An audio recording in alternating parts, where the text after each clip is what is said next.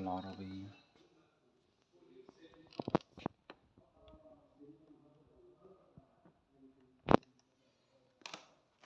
عبق التاريخ. السقف، شوية شغل في السقف عالي. كان في إتقان في الصنعة، حاجة بقالها 120 سنة أو أكتر.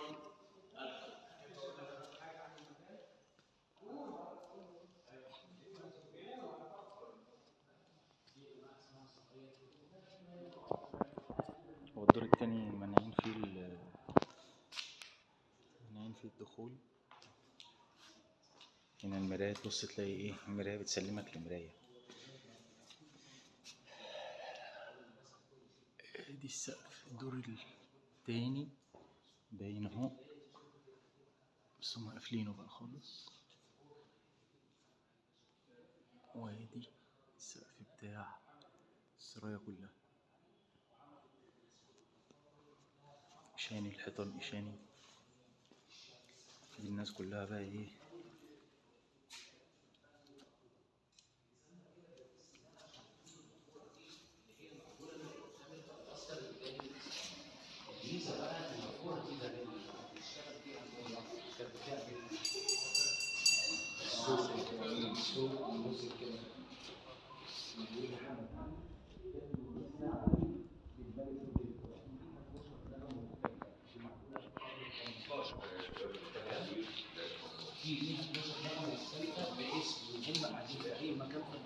وقت ما تيجي الساعة ترن يعرفوا ان دي بتاعت الساعة كام من غير ما حد يقوم يبص في الساعة. حجرة الطعام هي على الطراز السوري، السقف بتاعها معمول بالجذوع النخل، الديكورات اللي عليه دي كلها معمولة بمية الذهب والفضة. الترابيزة السفرة اللي قدامنا دي يا جماعة هي أول ترابيزة سفرة في الشرق الأوسط تتفتح وتضم الكراسي اللي على اليمين والشمال مع بعض. لو بصينا على الرجول بتاعت الكراسي كلها هتلاقيها كلها معمولة من الفضة. الطبق الكبير اللي في نص الترابيزة ده وزنه 50 كيلو فضة مقسوم لقطعتين. الجزء اللي تحت بيتحط فيه الفحم أو النار، والجزء اللي فوق بيتحط فيه الوجبة الرئيسية عشان يقدر يبقى أكل. بعد كده ثانية واحدة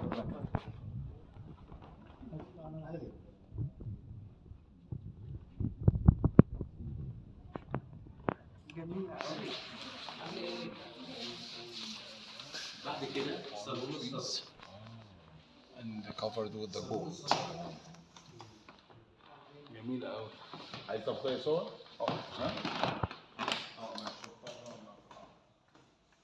دي معمولة بجذوع النخل. السقف معمول بجذوع النخل. الصينية دي وزنها 50 كيلو من الفضة، وتحت الجزء اللي تحت بيتحط فيه فحم عشان الأكل يفضل سخن. شغل فاخر من الآخر. حجرة الطعام،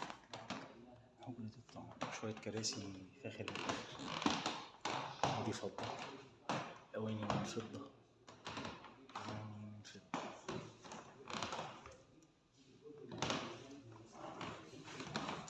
الحجرة دي كانت مهمة جدا للأمير محمد علي، لأن زمان الأمير محمد علي ما كانش بيحب الاختلاط ما بين الرجال والسيدات، فكان بيستخدم الحجرة دي حجرة انتظار للرجال.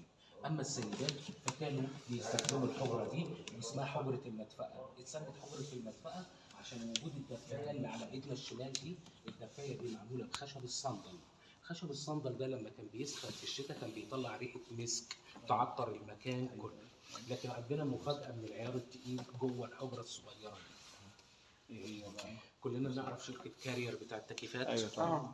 كان صاحب شركة كارير كان صديق شخصي للأمير محمد علي، فلما أنتج أول جهاز تكييف في العالم من شركة كارير ادى هدية للأمير محمد علي هو اللي هناك ده، وكان ساعتها بيشتغل بالجاز أو بالزيت، والخزانات بتاعته بتبقى تحت الأرض.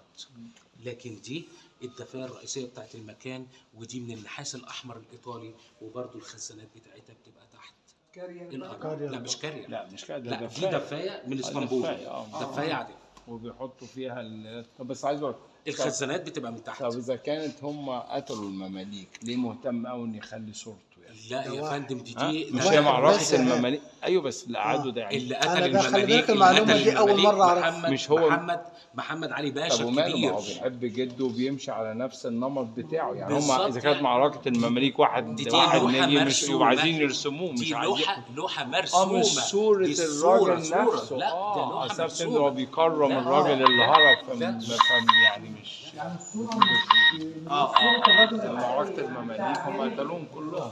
مذبحة المماليك مذبحة كانت في القلعة بتاعت محمد علي. ايوه بالظبط. اصلا بيقول دي صورة واحد من الهاربين من آه. الفترة. طب هو يعني ايه اللي يهتم بيه ليه اذا كان هو لا، دي قتلوهم اساسا مش عايزينهم دي صورة. يعني زي ما بنقول ذكرى للمعاملة.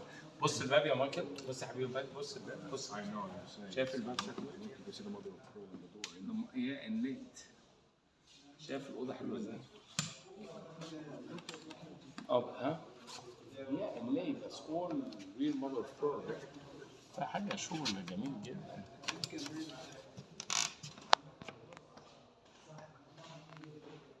صالون الصدف. بقول لك كلها من المغرب. الطراز ده المغربي. طراز مغربي وكله معمول في المغرب يعني عاملينه في المغرب. ما هو باين حتى الحاجز اللي هناك ده، الفاصل اللي هناك ده أيوة. معمول من الصدف. من الصدف بالظبط. والترابيزات اللي هناك دي صدف. بالظبط كده. بس كانت عمالة ماهرة يعني طبعا اللي بيعملوا الشغل ده. ما ينساش تكون ده يدوي. لا يدوي ولا مكن ولا يحزنون ولا ليزر ولا مفيش. ده احنا بالليزر ومش نافع نشتغل بقى. لا حاجات يعني حاجات جميلة. بص لا في دقة وفي نيت. مفيش واحدة أكبر من التانية، مفيش واحدة أصغر من التانية. إيه ده؟ بص يا مايكل، بص مفيش مثلا طبعا مفيش واحدة مثلا كبير واحد صغير واحد معوج واحد وكله هاند ميد. بص الراجل الأولاني اللي في الميوزيوم قال لي إن every ceiling different than the other. Everyone has different style. أيوه ما هو ده مغربي وده اللي هو الصدف مغربي والتاني مش مغربي. عنده السيلينج ديفرنت وده هو بتاع السجاد. بص السيلينج جميل ازاي. بص الارش.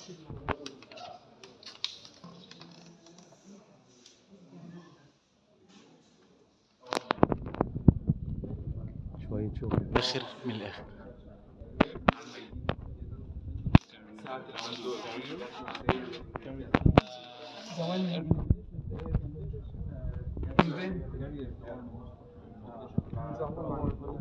دي المفروض الدفاية اللي هي جاية من اسطنبول.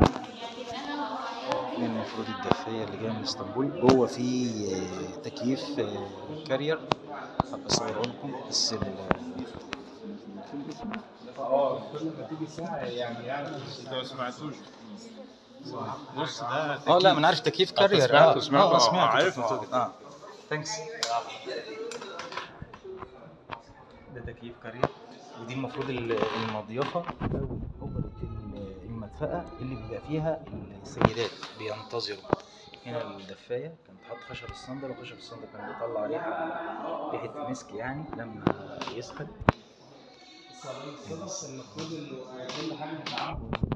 شوية شغل فاخر.